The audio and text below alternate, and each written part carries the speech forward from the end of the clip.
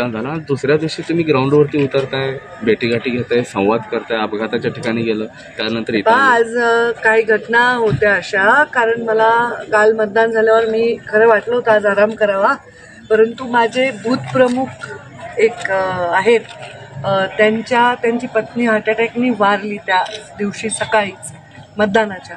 तरीही त्या गावाने त्यांचं सगळं विधी वगैरे सगळे सांभाळून स्वतः मतदानाला उभं राहून मतदान करून घेतलं.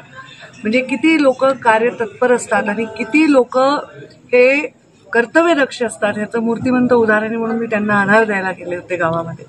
त्याच्यानंतर माझ्या मतदानासाठी येत असताना 2 तरुणांचा फार गंभीर अपघात झाला.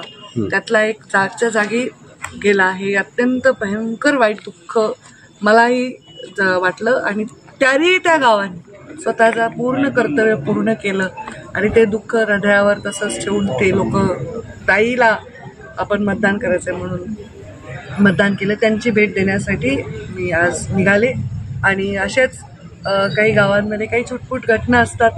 आतापर्यंत असं व्हायचं की 2 पक्षाचे कार्यकर्ते एकमेकांना भिडायचे, पण आता मतदारच का मतदान करतात असे प्रसंग 1-2 गावात झाले.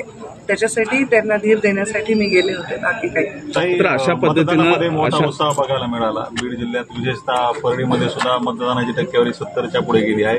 राज्यात एकीकडे मतदानाचा टक्का कमी असताना बीड जिल्ह्यात मला असं वाटतं की देशामध्ये सगळ्यात जास्त टक्का आपल्या बीड जिल्ह्याचा राहिलेला आहे. परळी 75% झाली, 73-74% आष्टी झालेला आहे आणि बाकी सुद्धा 65%च्या आसपास सगळं मतदान झालं. ॲव्हरेज आपलं खूप छान झालंय.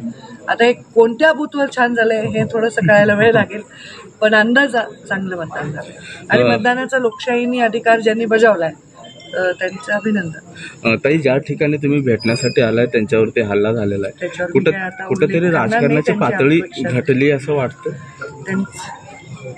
त्यांच्याविषयी मला न बोललेलं बरं. त्यांना अडचणीत आणणं नाही आवश्यक नाही.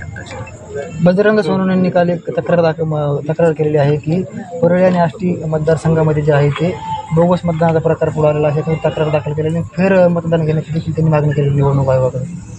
मला असं वाटतं की त्याचं उत्तर आम्ही निवडणूक आयोगाकडे देऊ. निवडणूक आयोग योग्य ते निर्णय घेतील. ठीक आहे. थँक्यू.